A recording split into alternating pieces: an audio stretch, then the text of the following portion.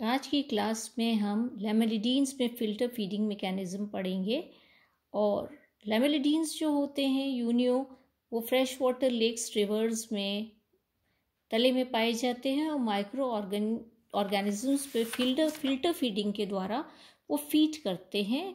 Digestive system muscle का जो होता है उसमें एलिमेंट्री कैनाल और डाइजेस्टिव ऑर्गन्स आते हैं। Alimentary canal long coil tube जैसी होती है और mouth, oesophagus, stomach, intestine, rectum और एनस में डिवाइडेड रहती है। माउथ जो होता है वो पोस्टीरियर और वेंट्रल सरफेस पर एंटीरियर एडक्टर मसल के पास प्रेजेंट होता है। माउथ जो होता है स्लिट लाइक होता है, उसके दोनों साइड पर सीलिएटेड लेबियल पैल्प्स होते हैं और ये सीलिएटेड लेबियल पैल्प्स दोनों तरफ जॉइन होकर एक ग्रूव बना लेते हैं, सीलिएटेड ग्रूव, और इसके अंदर माउथ की ओपनिंग होती है। माउथ आगे जाकर एक ट्यूब के आकार के ईसोफेगस में खुलता है। ईसोफेगस की जो लाइनिंग होती है, कैविटी, ईसोफेजियल कैविटी होती है, वो भी सीलिएटेड होती है।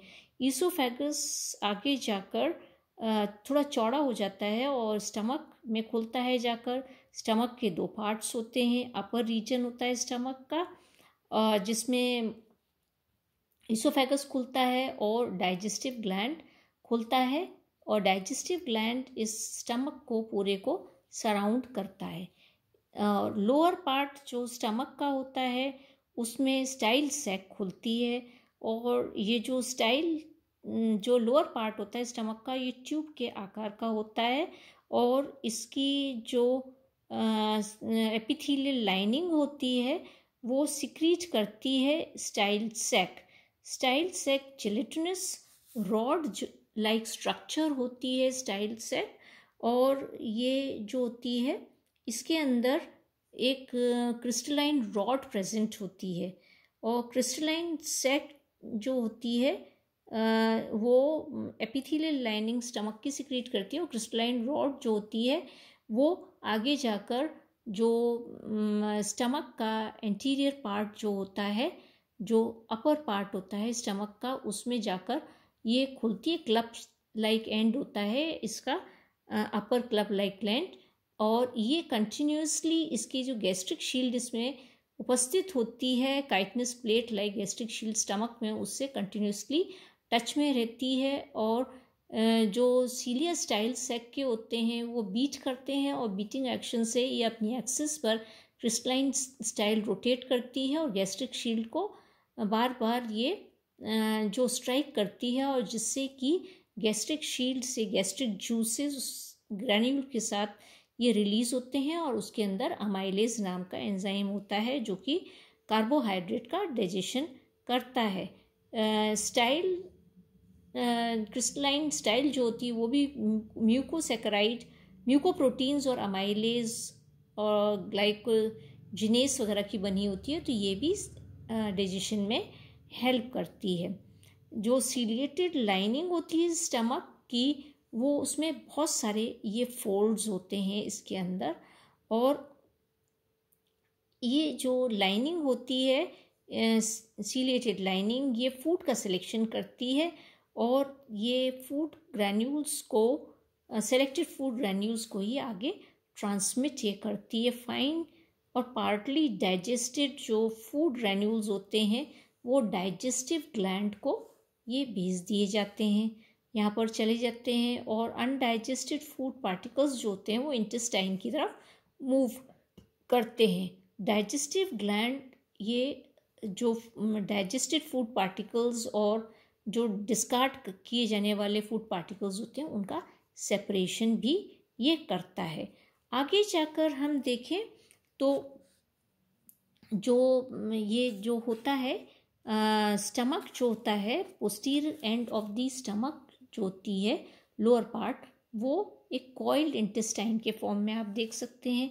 लॉन्ग ट्यूब्यूलर इंटेस्टाइन में जाकर खुलता है, और इंटेस्टाइन कॉइल स्टेट में होती है। इसकी दोनों लिम्स जो होती हैं, लोअर एंड अपर लिम्स, एक दूसरे के पैरेलल होती हैं। ये फुट में एक्सटेंड करती है इंटेस्टाइन, लॉन्ग कॉइल इंटेस्टाइन, और ये गोनैड्स से ढकी हुई ये रहती है। और हम देखें तो इंटेस्टाइन का पोस्टीरियर मोस्ट एंड जो होता है लास्ट पार्ट होता है वो रेक्टम होता है। और ये आप देख सकते हैं कि पोस्टीरियर रीजन जो इंटेस्टाइन का है वो पेरिकार्डियल कैविटी के ऊपर से और पोस्टीरियर रिट्रैक्टर और एडक्टर मसल के ऊपर से ये निकलता है। जो रेक्टम होता है वो इंटरनली उसका जो लाइनिंग है वो फोल्डेड होती है, उस टिफ्लोसोल होता है, तो टिफ्लोसोल कहते हैं, वो फोल्डिंग होती है उसके अंदर। और ये जो रेक्टम होता है ये आगे जाकर आप देखेंगे कि ये खुलता है सुप्राब्रेंकियल चेम्बर में एनस के द्वारा, क्लोएका में जाकर ये खुल जाता है। और अब हम इसमें डाइजेस्टिव ग्लैंड पढ़ेंगे। तो डाइजेस्टिव ग्लैंड जो होता है उसे डाइजेस्टिव डाइवर्टिकुलम या लिवर भी कहते हैं, ब्राउनिश ग्रीन ग्लैंड होता है ये। और स्टमक में ये खुलता है बहुत सारी डक्ट्स के द्वारा। अपर पार्ट जो होता है स्टमक उसमें खुलता है। इसका क्या फंक्शन है यह अभी तक नहीं मालूम है, परंतु ऐसा कहा जाता है कि इंटरसेल्यूलर डाइजेशन और एब्जॉर्प्शन में रोल है इसका। और इसके अलावा इनकमिंग और आउटगोइंग फूड पार्टिकल्स के पैसेज को भी ये सेपरेट करता है, अलग अलग करता है। तो ये डाइजेस्टिव ग्लैंड है। इसके बाद हम डाइजेस्टिव प्रोसेस पढ़ेंगे। तो जैसा कि मैंने आपको बताया है कि लैमेलिडीन्स का फूड माइन्यूट ऑर्गेनिजम्स होते हैं, डायटम्स, प्रोटोजोन्स जो होते हैं। और ये जो पानी आता है रेस्पिरेशन के लिए, जो गिल्स जो होते हैं उन पे सीलिया लगा होता है, लेबियल पैल्स पे सीलिया लगा होता है, जो कि वाटर करंट प्रोड्यूस करते हैं। और रेस्पिरेशन के लिए पानी जो होता है वो इनकरेंट साइफन से या इनहेलेंट साइफन से अंदर आता है मेंटल कैविटी में। और उसके साथ बहुत सारे माइक्रो ऑर्गेनिजम्स आते हैं।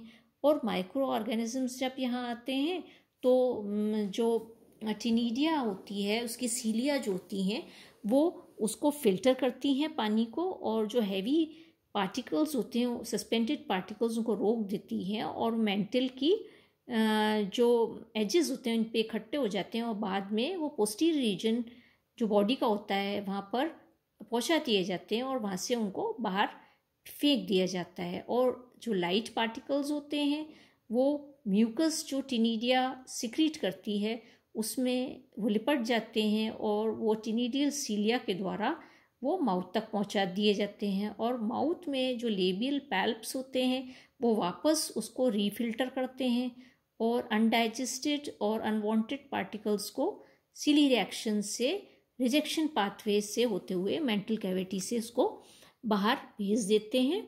और जो डाइजेस्टिबल फूड पार्टिकल्स होते हैं वो माउथ से चले जाते हैं, और फूड ग्रूव जो लेबियल पैल्प्स के द्वारा बनता है उससे होते हुए वो माउथ में जाते हैं, फिर ईसोफेगस में जाते हैं। ईसोफेजियल सीलिया उनको स्टमक की तरफ डायरेक्ट कर देती है। डाइजेशन जो होता है स्टमक में होता है मेनली। जो डाइजेस्टिव प्रोसेस मसल में है वो एग्जैक्टली नहीं पता है, परंतु दूसरे जो बायोवेल्व्स में जो प्रोसेस होता है उसी के आधार पर ये कहा जाता है कि मेनली डाइजेशन स्टमक में होता है, और एब्जॉर्प्शन भी स्टमक में होता है। मेनली इंट्रासेलुलर डाइजेशन होता है, और फेगोसाइट्स जो इनर लाइनिंग एपिथेलियम की होती है वो मेजर रोल प्ले करते हैं, और ल्यूकोसाइट्स भी डाइजेशन में हेल्प करते हैं और एब्जॉर्प्शन भी करते हैं। और ये जो डाइजेस्टेड प्रोडक्ट है उसको टिश्यूज़ तक भी पहुंचाते हैं।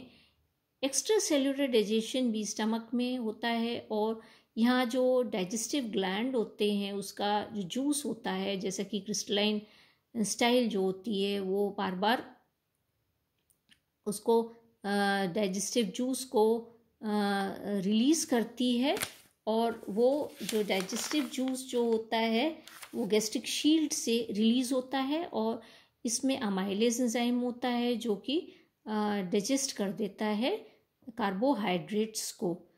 तो यहाँ पर इस प्रकार से डाइजेशन यहाँ पर होता है। और डाइजेस्टेड फूड का एब्जॉर्प्शन जो होता है वो इंटेस्टाइन और रेक्टम में होता है, क्योंकि रेक्टम में टिफ्लोसोल प्रेजेंट होते हैं जो एब्जॉर्प्टिव सरफेस को बढ़ाते हैं।